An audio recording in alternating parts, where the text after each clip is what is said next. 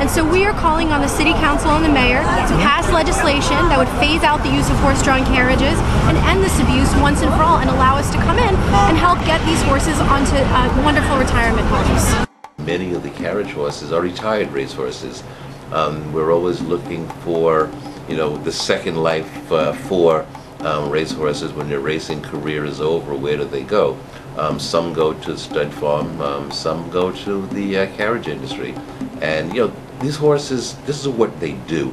They're bred to work. They're happy working. It was just unfortunate that individuals came down and said that it's cruel and unusual punishment to have a horse pulling a carriage in the city of New York. This is not the lesson that you give people, that you give young people. This is not the lesson you give young people.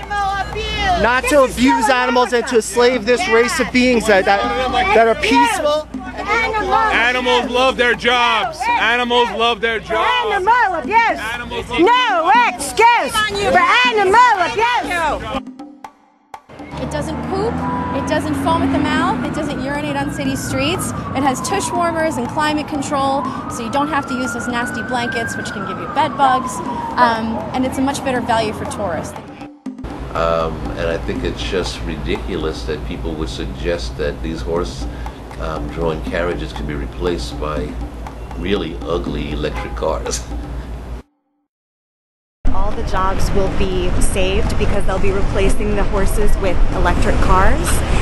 Because unfortunately right now we've found that the drivers will flout the rules every chance they get, and there are no laws that seem to be able to protect these poor horses. Well, first of all, it would be counterproductive for a driver to abuse an animal that's providing him or her with their living. So people say the horses are being abused. I find that a bit ridiculous. But no one here seems to notice, and while the horse, who's often elderly, is only supposed to work a maximum of 9 hours a day, those laws are not enforced. So customers looking for adventure keep getting in the carriage, putting the horse through another agonizing trot in harsh conditions. They work a maximum of 9 hours a day, and that 9 hours starts from the moment their front hoof crosses the threshold of their stable. So they're on the clock from the time they step out of the stable, and they're off the clock when they step back into the stable. And 9 hours cannot have elapsed between those two events.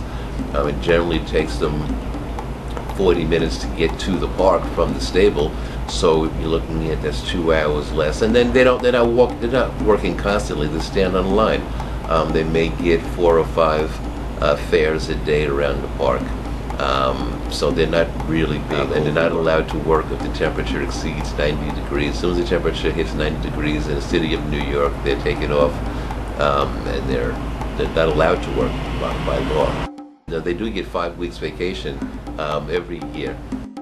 When the horses are returned to their stables, they have barely enough room to lie down, essential to achieve a deep sleep. And even if they could lie down, there's not enough bedding to make it comfortable. The comptroller also found that the horses are forced to stand in their own waste because of inadequate drainage in stables. I visited the stalls. I do know that they're governed by the City Consumer Affairs Department and the Health Department. They get dental checkups twice a year. They get doctor checkups twice a year, which is more than most people get. Well, the fate of horses when their careers are over is generally they're sent to Canada, where they have kill farms and horses are slaughtered. Some are sold off for meat in Europe where it's legal to eat equine meat. Some are sold as dog food, and some are used as fertilizer. I mean, this is not the end that I want to see for these horses.